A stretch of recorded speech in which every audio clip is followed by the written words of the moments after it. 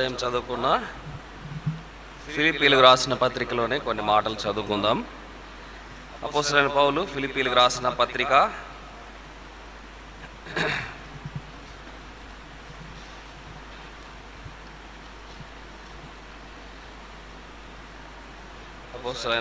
ఫిలిప్పీలకు రాసిన పత్రిక 4వ అధ్యాయం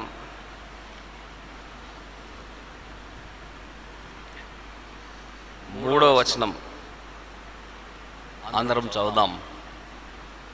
అవును, నిజమైన సహకారి ఆ స్త్రీలు క్లెమెంతుతోనూ నా ఇతర సహకారులతోనూ సువార్త పనిలో నాతో కూడా ప్రయాసపడిన వారు గనక వారికి సహాయం చేయమని నిన్ను వేడుకొనుచున్నాను. ఆ సహకారుల పేరులు జీవ గ్రంథమందు వ్రాయబడి ఉన్నవి. ప్రభు సహాయం కొరకు ప్రార్థన చేసుకుందాం. మోకరించండి, కళ్ళు మూసుకోండి.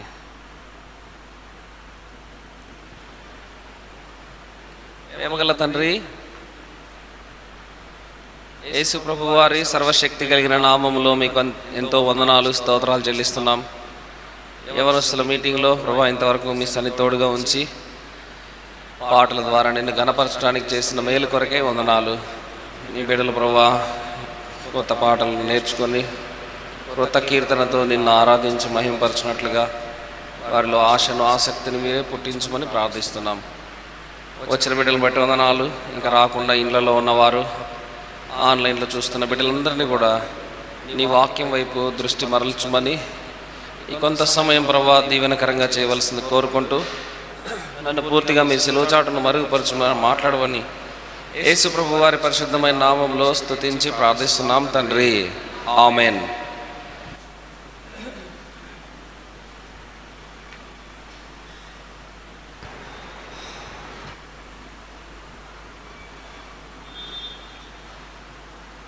ఫిలిప్పీ సంఘంలో ఉన్న స్త్రీలు, ఆ తర్వాత క్లెమెంతు, పౌలు వారిని గురించి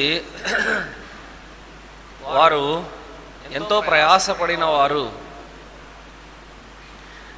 ఎంతో సహాయం చేసినటువంటి వారు, ప్రయాసపడ్డారు కనుక వారికి సహాయం చేయమని చెప్తూ ఆ సహకారుల పేర్లు జీవగ్రంథమందు వ్రాయబడి ఉన్నాయేనని నిశ్చయమైనటువంటి అర్థాన్ని చెప్పాడు.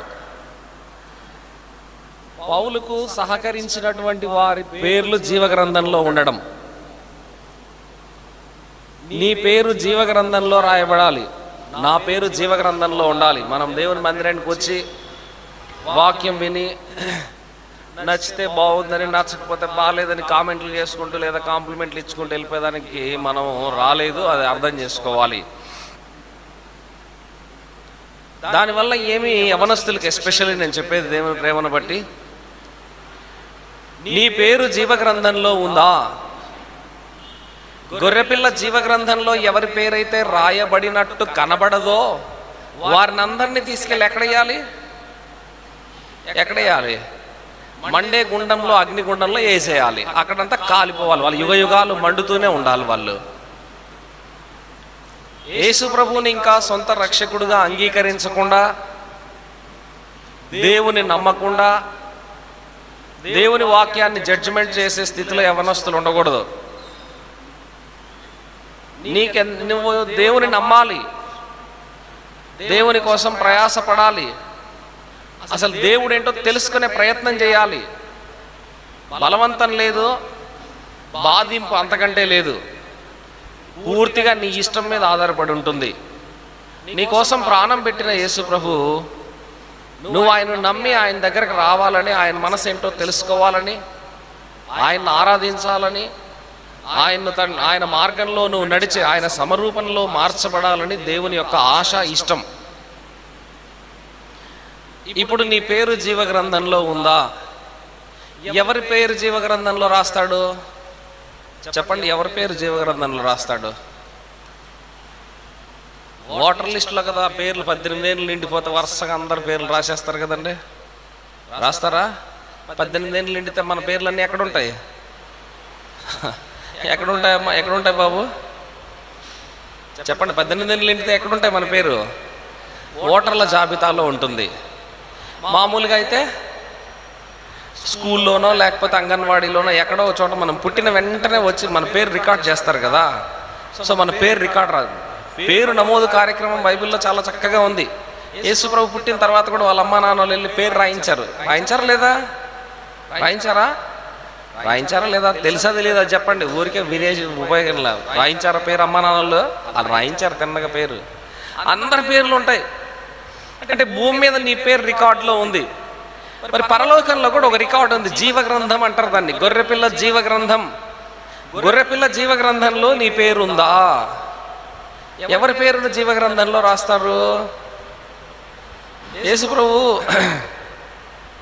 శిష్యులు చూడండి, లూకా సువార్త 10వ అధ్యాయం 20వ వచనంలో మాట చదువుదాం. అక్కడ రండి. లూకా సువార్త 10:20.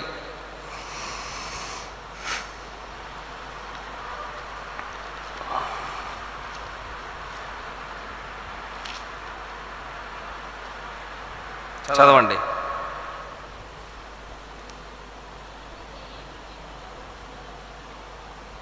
చదవచ్చిన వాళ్ళు గట్టిగా చదవండి. చదవండి.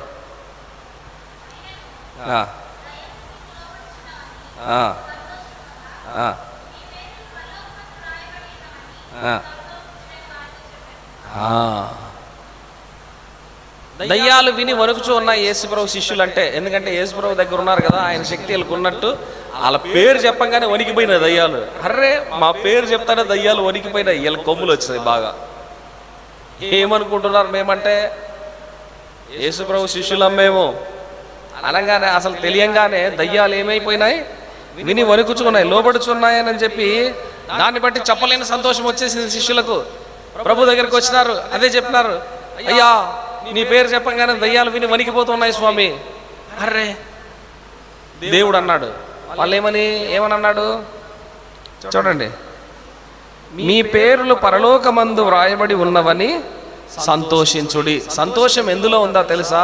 ప్రియమైన యవ్వన బిడ్డలకు చెప్పేది ఏంటంటే, దేవుని ప్రేమను బట్టి ఏవేవో ఉన్నాయి అని చాలా సంతోషాల్లో ఉంటారు మీరు. ఇక్కడ దయ్యాలు విని వణుకుతూ ఉన్నాయి, లోబడుతూ ఉన్నాయి అనే దాన్ని బట్టి వాళ్ళు సంతోషంగా ఉన్నారు. మనకు దేవుడిచ్చిన విషయాల పట్ల మనకు ఏదేదో రకరకాలైన సంతోషాలు ఉంటాయి. కొంతమందికి వాళ్ళు ఇష్టం వచ్చింది చేయడంలో సంతోషిస్తూ ఉంటారు, ఇష్టం వచ్చిన స్థలాలకు తిరగడంలో సంతోషిస్తూ ఉంటారు, లేదా ఇష్టమైన పనులు చేయడంలో వాళ్ళు సంతోషిస్తూ ఉంటారు, లేదా దేవుని బట్టి ఇంకా రకరకాలైన వాటిల్లో అబ్బా ఈ పని చేస్తే, లేదా ఇలా ఉంటే, అక్కడ ఉంటే, అది తింటే, ఇది తాగితే, అలా రైడ్ చేస్తే, లేదా ఇలా డ్రైవ్ చేస్తే, లేకపోతే రకరకాలైన వాటిల్లో చాలా సంతోషం ఉబ్బి తబ్బిపోయిపోతూ ఉంటారు. మారు మనసు పొందకుండా చచ్చిపోతూ ఉంటారు అలాంటి వాళ్ళు. దేవుని నమ్మకుండా చనిపోతూ ఉంటారు. వాక్యం నందు విశ్వాసం ఉంచకుండా యేసు ప్రభు యొక్క కార్యం హృదయంలో జరగకుండా వెళ్ళిపోయే ప్రమాదం ఉంది. అలాంటి వాళ్ళు సందేహం లేదు నిత్య నరకానికి పోతారు. యేసు ప్రభు భూమి మీదకి వచ్చి సువార్త ప్రకటించి, రక్తం గార్చి, ప్రాణం పెట్టి, సమాధి చేయబడి, తిరిగి లేచి మళ్ళీ ఇప్పటికీ విజ్ఞాపన చేస్తూ ఉండేదంతా ఆయనకేమి ప్రణాళిక లేక కాదు, దయాపూర్వక సంకల్పం అది. దీన్ని ఎరగాలి, దీన్ని తెలుసుకోవాలి. ఈ సాయంత్రం ఏం ఆలోచిస్తారంటే, మీరందరూ రక్షణ పొందితే చాలా సంతోషం. ఇంకా యేసు ప్రభువుని రక్షకుడుగా అంగీకరించకుండా, దేవుడని నమ్మకుండా, అంటి ముట్టనట్టు ఆయనతో నాకేం పని, నాకు అవసరం వచ్చినప్పుడు చూద్దాం, నేను పడిపోతే చూద్దాం, లేదా నాకు బాగా అవసరం వచ్చినప్పుడు ఇప్పుడు ఏం అవసరం లే అన్న, దేవుడు అంత అవసరం అంటావా? బాగా అవసరం వచ్చినప్పుడు అప్పుడు చూద్దాం ఆయన్ని. అప్పుడైతే కన్నీళ్లతో ఏడ్చి ప్రార్థన చేసి పట్టేస్తాను దేవుడు. నేను ఏడ్చినాడంటే దేవుడు కదిలిపోవడం. అట్లాంటి వెర్రి ఆలోచనల్లో చాలా మంది ఉంటారు. నేను పడినాక కింద అప్పుడు నేను ఏడ్చి ప్రభువుని పట్టుకుంటా. నీకు ఆప్షన్ ఇవ్వకపోవచ్చు దేవుడు, నీకు ఆప్షన్ ఇవ్వకపోవచ్చు. అందుకే ఆలోచన చెయ్యి. యేసు ప్రభువు అని నమ్మి సువార్తను విశ్వసించి దేవుని నీతి అయిన బాప్తిస్మం పొందిన వారు, వాళ్ళ పేర్లు జీవగ్రంథంలో రాయబడతాయి. ఎవరి పేర్లు అంటే వాళ్ళ పేర్లు రాయబడవు. అర్థమైందా? ఎవరి పేర్లు అంటే వాళ్ళ పేర్లు రాయబడవు. ఇక్కడ లోకంలో ఎట్లయితే 18 ఏళ్ళు నిండితే ఓటర్ లిస్టులోకి పేరు వస్తుందో, అలాగే గొర్రెపిల్ల జీవగ్రంథంలో లేదా పరలోకంలో పేరు రాయబడాలి అంటే ఆయన్ను ప్రభువని నమ్మాలి, రక్షణ పొందాలి, బాప్తిసం తీసుకోవాలి. అప్పుడు ఆయన ఆత్మచేత ముద్రించబడాలి. నా కుమారుడు నా కుమార్తె అనిపించుకోవాలి దేవుని దగ్గర. అప్పుడు నీ పేరు రాసుకుంటాడు. 16 అపోస్తుల కార్యములు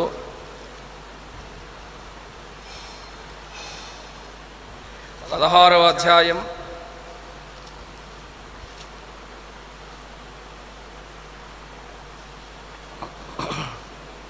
31వ వచనం 31వ వచనం చదవండి.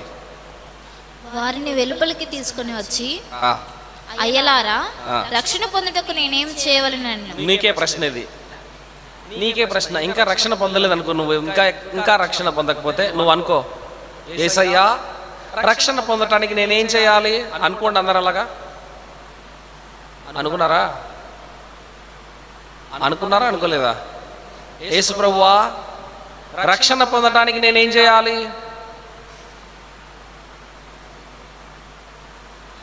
అనుకున్నారా లేదా? అనుకున్నారు. క్వశ్చన్ టు ఆన్సర్ చదువుకుందాం. రక్షణ పొందుటకు నేనేం చేయాలి? నువ్వు ఇంకా రక్షణ పొందకపోతే రక్షణ పొందడానికి నేనేం చేయాలి? ఏం చేయాలి? సమాధానం 31వ వచనం చదవండి. అందుకు వారు, ప్రభువైన యేసునందు విశ్వాసం ఉంచుము, అప్పుడు నీవును నీ ఇంటి వారును రక్షణ పొందుదురని చెప్పి. ప్రభువైన యేసునందు విశ్వాసమే రక్షణ. ప్రభువైన యేసునందు విశ్వాసమే రక్షణ. రక్షణకు డెఫినేషన్ ఏంటంటే బైబిల్లో యేసు ప్రభువునందు విశ్వాసం ఉంచడమే. ఉంచావా? యేసు ప్రభువునందు విశ్వాసం ఉంచితే లేదా నమ్మితే నెక్స్ట్ ఏం చేయాలి? 1వ తరగతి అయిన తర్వాత మీరందరూ ఎన్నో తరగతి చదువుకున్నారు? 5ఆ 2ఆ? 1వ తరగతి చదివిన తర్వాత మీరంతా 2వ తరగతి చదివారా? 5వ తరగతి చదువుకున్నారా? 2ఏ కదా. చదవండి, 2వ తరగతికి వెళ్దాం ఇప్పుడు. మార్కు సువార్త 16వ అధ్యాయం 16వ వచనం చదవండి. నమ్మి అంటే ఇక్కడ విశ్వసించుట. నమ్మడమైన విశ్వసించడమైన రెండు అక్కా చెల్లెళ్ళు లేదా అన్నా తమ్ముళ్ళు లాంటివి పర్యాయ పదాలు. ఇక్కడ ఒక్కటిగానే మీకు అర్థం కావడం కోసం చెప్తున్నా. ఇప్పుడు ప్రభు అయిన యేసునందు విశ్వాసం ఉంచడమే రక్షణ. ఇప్పుడు రక్షించబడితే ఏం చేయాలి? రక్షించబడితే ఏం చేయాలి? చదువు చదువు చదువు. బాప్తిస్మం పొందినవాడు అంటే విశ్వసించినవాడు లేదా విశ్వసించి బాప్తిస్మం పొందినవాడు రక్షింపబడును. మొదటిది మళ్ళీ ముందుకు వచ్చింది ఏంటో అర్థం కావట్లేదు కదా. అర్థమైంది? అర్థం కాలేదు మీకు? ప్రభు అయిన యేసునందు విశ్వాసం ఉంచడమే రక్షణ అన్నారు. మరి ఇప్పుడు నమ్మి బాప్తిస్మం పొందిన వాడు రక్షించబడినారు. ఏం చేయాలి? మాకేం అర్థం కావట్లేదే అనుకుంటున్నారా? అదే మనం అర్థం చేసుకోవాల్సింది. నమ్మి అంటే విశ్వసించి, అసలు విశ్వసించడమే రక్షణ అన్నాడు. విశ్వసించిన తరువాత ఈ రక్షణ పరిపూర్ణం కావాలంటే, రక్షణలో మనం నెక్స్ట్ స్టెప్కి వెళ్ళాలంటే తప్పనిసరిగా ఏం చేయాలి? బాప్తిస్మం తీసుకోవాలి. బాప్తిస్మం తీసుకోవాలి. ఈ రెండింటిని పౌలు చాలా చక్కగా వివరిస్తూ అపోస్తుల కార్యంలో ఒక మాట రాశాడు. చదువుదాం రండి. లూకా అపోస్తుల కార్యంలో రాశాడు, పౌలు గురించి రాస్తూ, పేతురు గురించి రాస్తూ. అది చదువుదాం. 2వ అధ్యాయం అపోస్తుల కార్యంలో 38వ వచనం చదవండి.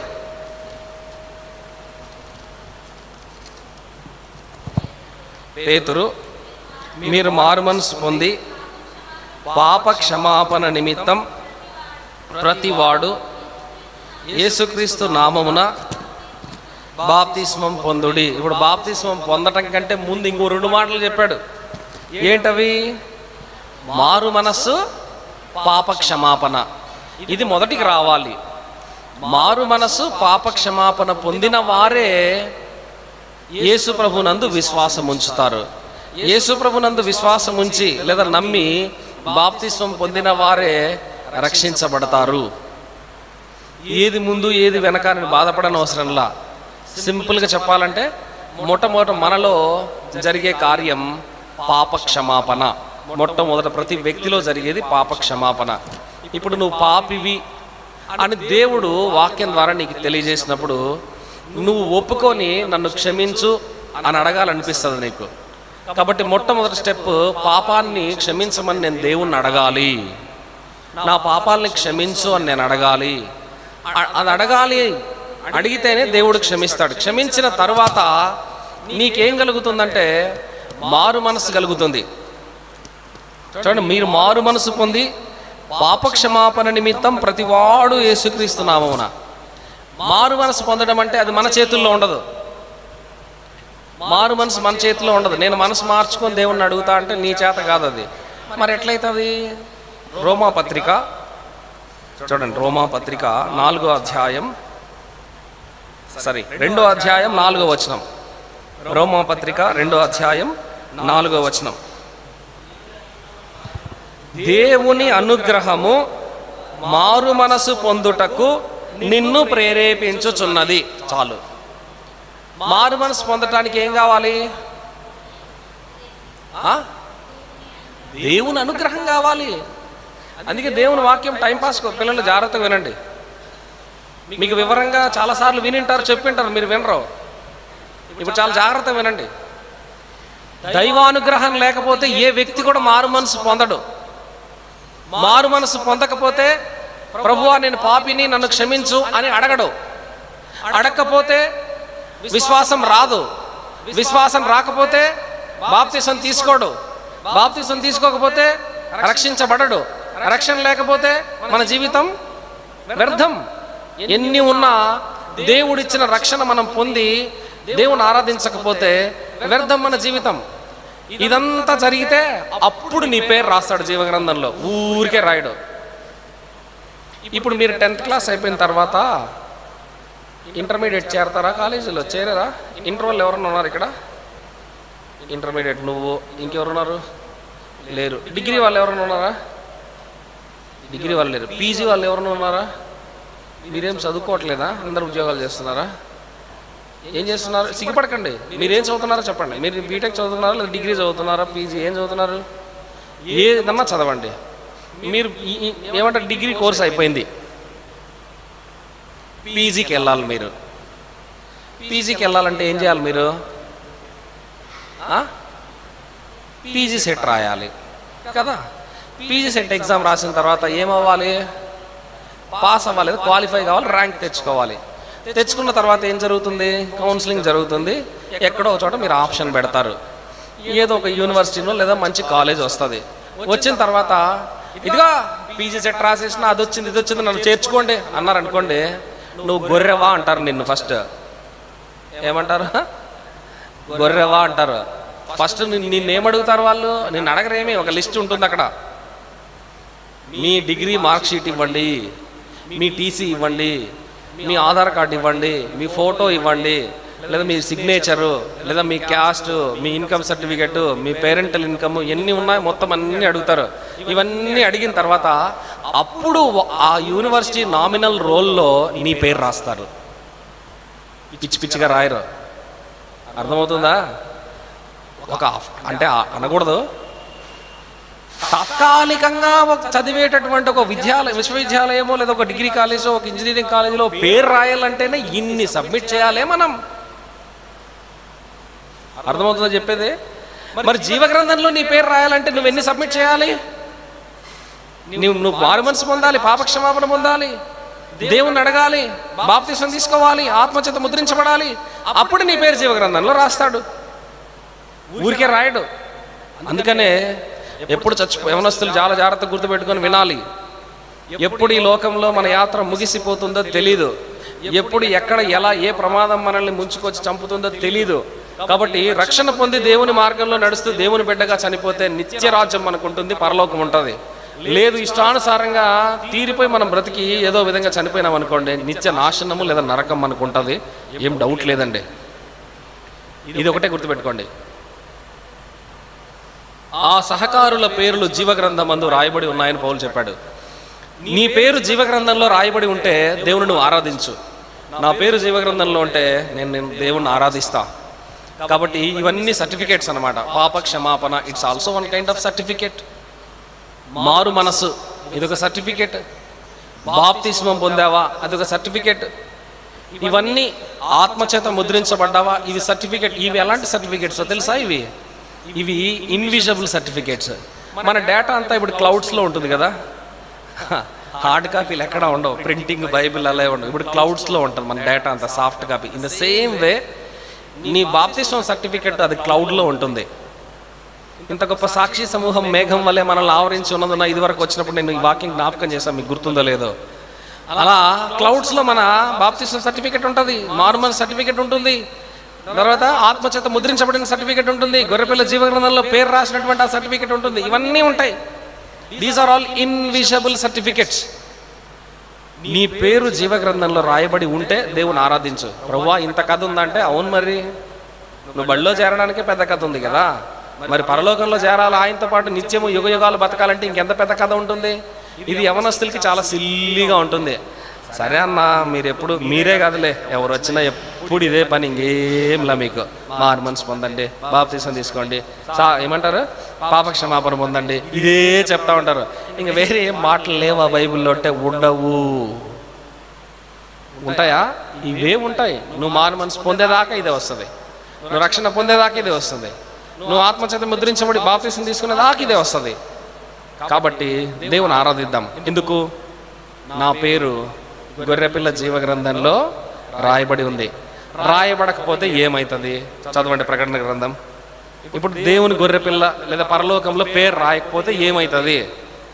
ఏమయ్యేది కూడా చదువుకోవాలి కదా. 3వ అధ్యాయంలో ఉంటుంది అన్నమాట. చదవండి.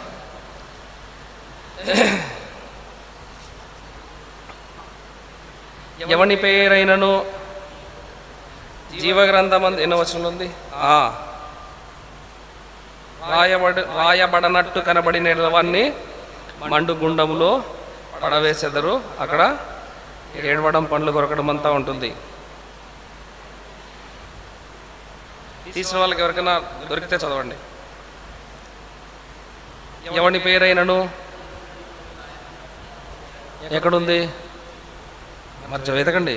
ప్రకటన గ్రంథంలో ఎవరి పేరైనను గొర్రెపిల్ల జీవగ్రంథమందు రాయబడినట్లు కనబడిన ఎడల వాడు మండు గుండములో పాలు పొందురు, అది 2వ మరణం.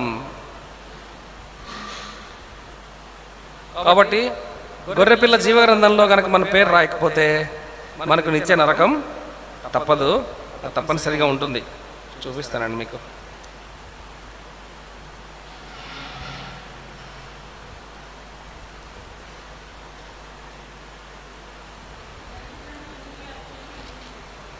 చివరిలో ఉందా? మొదట్లో కూడా ఉంది, కనపడట్లేదు. 20:15 చదవండి. ఎస్. ఎవని పేరైనను జీవగ్రంథమందు వ్రాయబడినట్టు కనబడని ఎడల వాడు అగ్నిగుండంలో పడవేయబడును. అంతే, పడవేయబడెను. ఫ్యూచర్లో ఫాస్ట్ టెన్స్ అన్నమాట. అది భవిష్యత్తులో వేయబడెను, వేసేసారు. అర్థమైందా? అక్కడ ఎవరి పేరైనా రాయలేదనుకో జీవగ్రంథంలో, ఇక్కడ కూర్చున్న మన పేరు ఎవరిదైనా జీవగ్రంథంలో లేదనుకో, మనం ఖచ్చితంగా ఆ అగ్నిగుండంలో పడాల్సిందే. ఎందుకు దీన్ని ఇంతసేపు నేను మీకు స్ట్రెస్ చేసి చెప్పానంటే, ఇప్పుడున్న యవనస్తులకి మారు మనసు అన్నా, పాపక్షమాపణ అన్నా, బాప్తిస్మం అన్నా, విశ్వాసం అన్నా, ఇవన్నిటి గురించి అవగాహన లేదు, రాదు, తెచ్చుకోరు, ఆసక్తి 0. ఏంటి అంకుల్ అది? ఏంటమ్మా అదే బాప్తిస్మం అంటారు. బాప్తిస్మం తీసుకోండి. ఎందుకు తీసుకోవాలి? ఇదొక ప్రశ్న. సరే, మారు మనసు అంటే ఏంది అంకుల్? మారు మనసు పొందండి అంటారు. ఏందో తెలియదు మాకు. మారు మనసు పొందాలి అసలు ఎట్లా పొందుతాం మనము? ఎప్పుడు పాపాలు క్షమించమండి, పాపాల క్షమాపణ అడగండి అంటే అసలు మేము ఏం పాపాలు చేస్తున్నామా? ఎక్కడ అడగాలి? ఈ ప్రశ్నలన్నీ చాలా విచిత్రమైన ప్రశ్నలు, యవనస్తులు చాలా మంది అడిగిన ప్రశ్నలు. వాక్యం తేటగా చదువుకోవాలి, అర్థం చేసుకోవాలి, దేవుడే మాట్లాడుతున్నాడని గ్రహించాలి. అప్పుడు ఈ పని మనం చేస్తాం.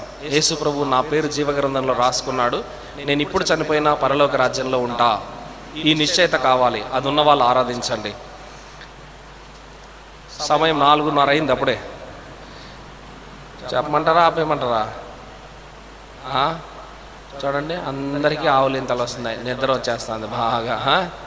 ఇంకో 2 నిమిషాలు ఓపిక పట్టండి, పంపించేస్తా, అయిపోయింది. చూడండి, 2వ మాట చదువుదాం.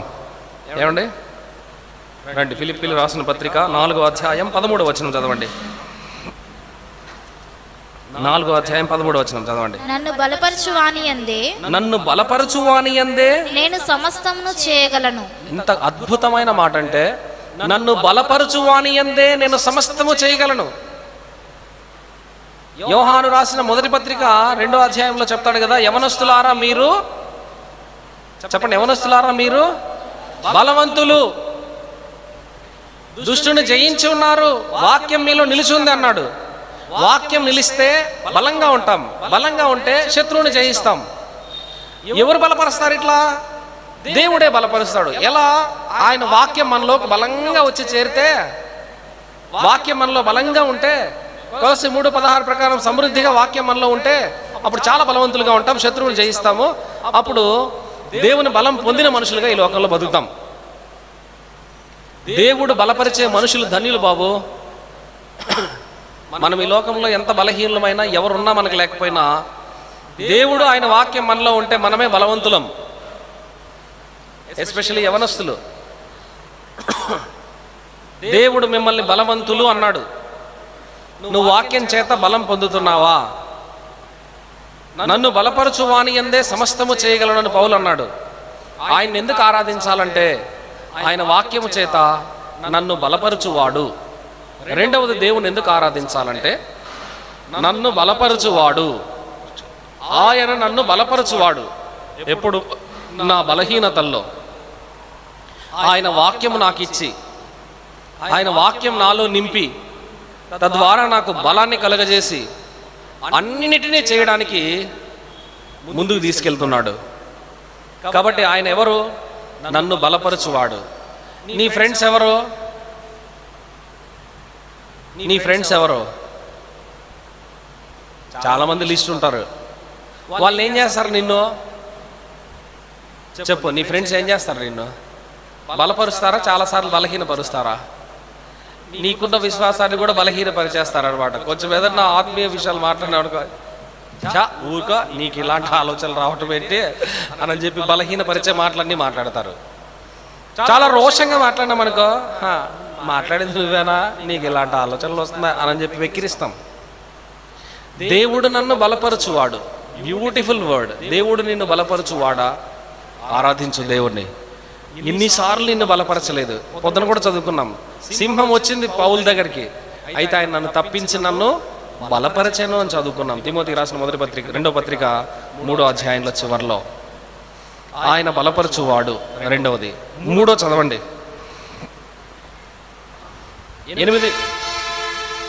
3వ అధ్యాయం 20వ వచనం. మన పౌరస్థితి పరలోకమందున్నది. అంటే మనల్ని పరలోక పౌరసత్వాన్ని కలగజేసిన వాడు ఆయన. మనమందరం ఎవరు? ఇప్పుడు మామూలుగా ఫిజికల్గా మనమందరం ఇండియన్స్ అని చెప్తాం. ఇండియన్ సిటిజన్షిప్ మనకుంది, భారతీయ పౌరసత్వం మనదంతా. ఇప్పుడు మనం ఎవరం కూడా వేరే విదేశీ పౌరసత్వం మనకు లేదు. ఎవరన్నా ఇంగ్లాండ్ నుంచినో, లేదంటే ఆస్ట్రేలియా నుంచినో, లేదా అలాస్కా, ఇట్లా వేరే దేశాల నుంచి ఎవరు లేరు కదా. మనం అందరం ఇండియన్స్, ఇక్కడ ఉన్న వాళ్ళం ప్రస్తుతం భారతీయులమంతా. ఒక సిటిజన్షిప్ ఉంది, పరలోక పౌరసత్వం ఒకటి ఉంది. మనమందరం ఇంత గొర్రెపిల్ల జీవగ్రంథంలో పేరు రాశారు కదా. ఇప్పుడు మనమంతా మనం ఏ దేశం మంది? ఏ దేశం బాబు? భారతదేశం కదా. అట్లా అంటారు.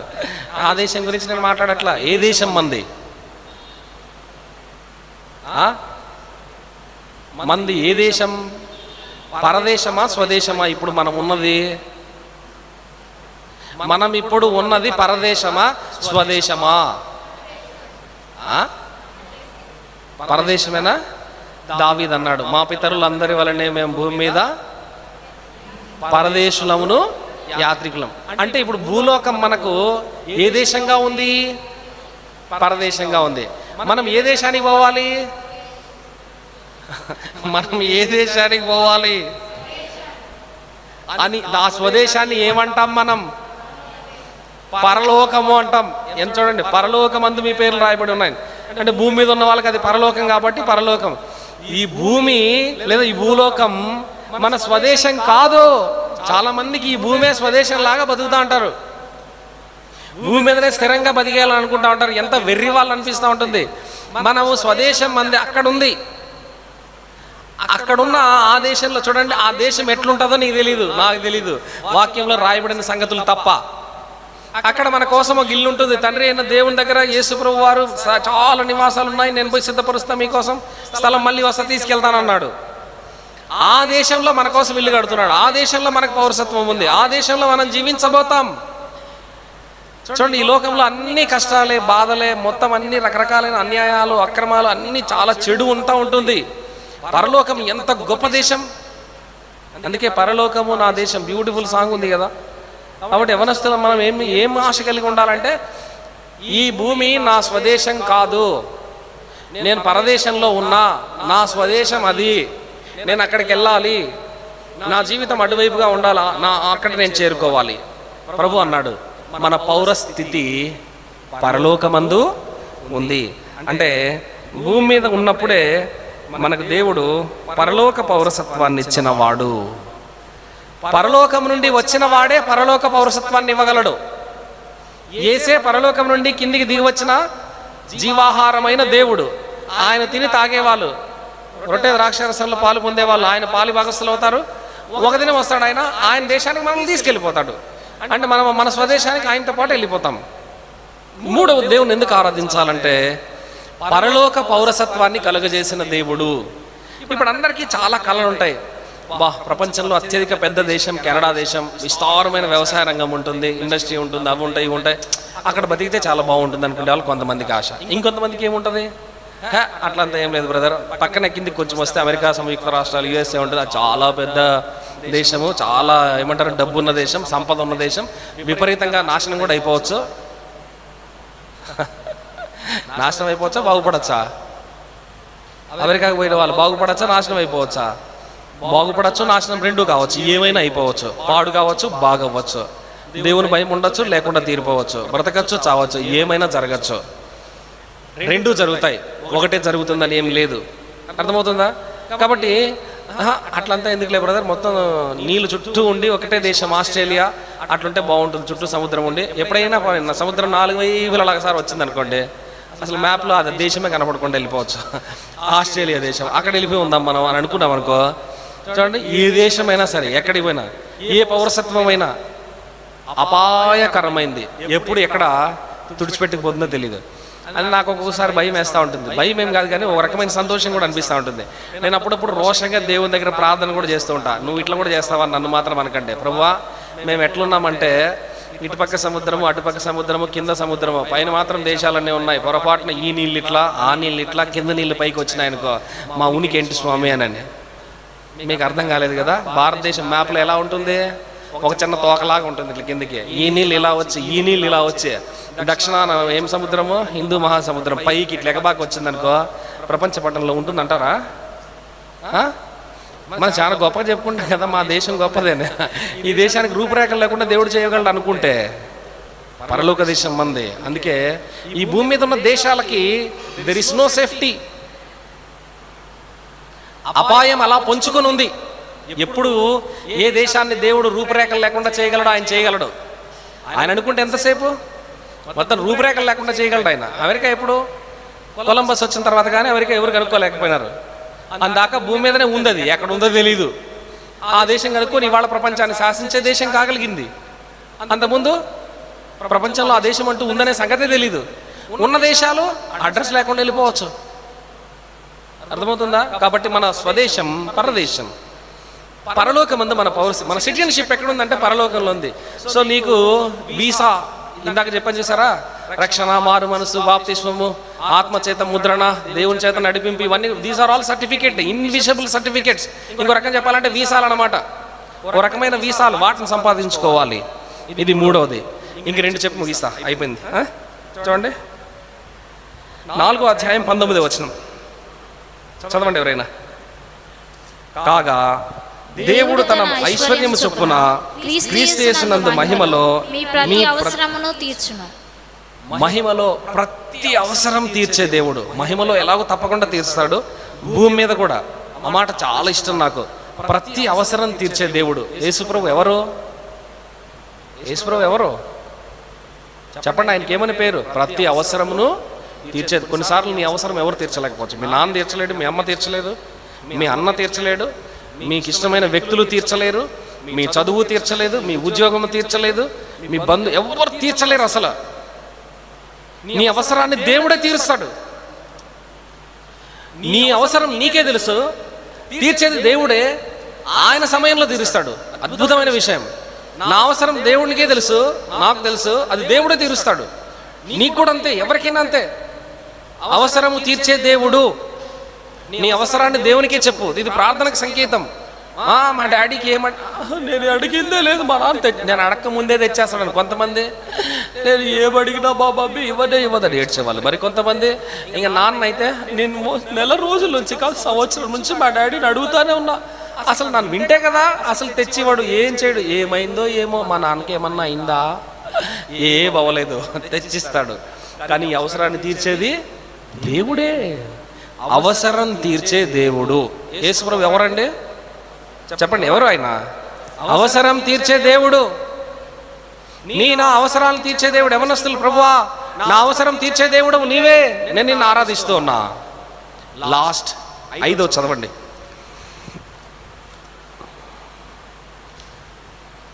4వ అధ్యాయం 7వ వచనం ఉంది. అప్పుడు సమస్త జ్ఞానమునకు మించిన దేవుని సమాధానం యేసుక్రీస్తు వలన మీ హృదయములకును మీ తలంపులకును జ్ఞానమునకు మించిన దేవుని సమాధానం మన హృదయాలకు కావలి ఉండటం.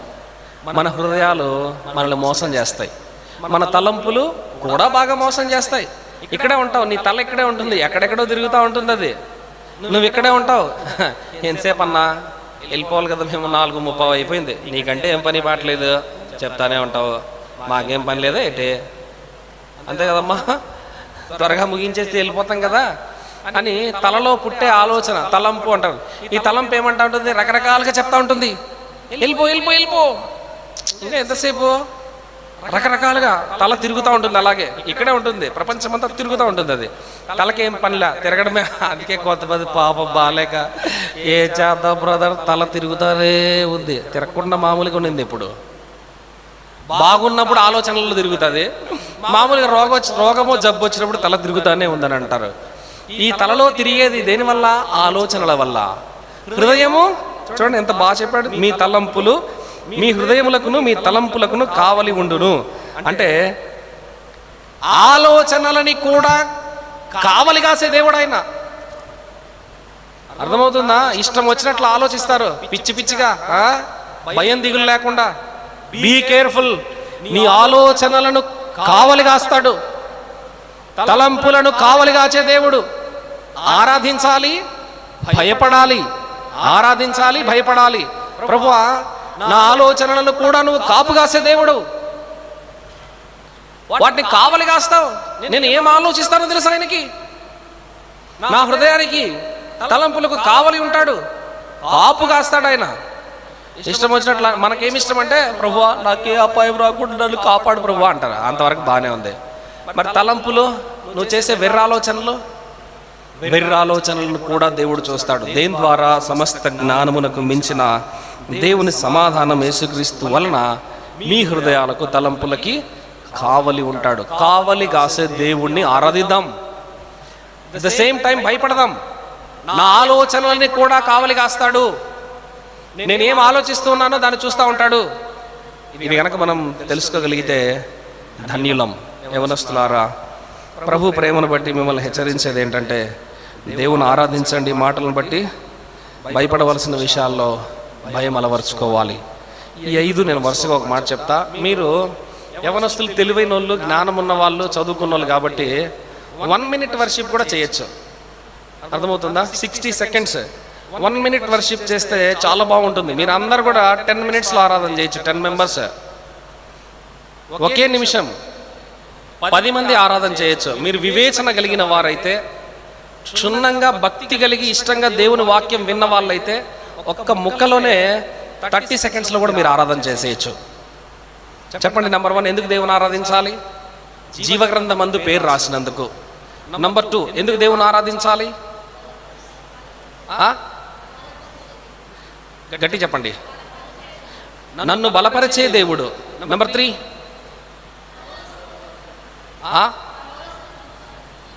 అవసరం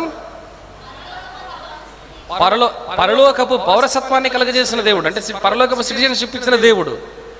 4 ప్రతి అవసరం తీర్చే దేవుడు.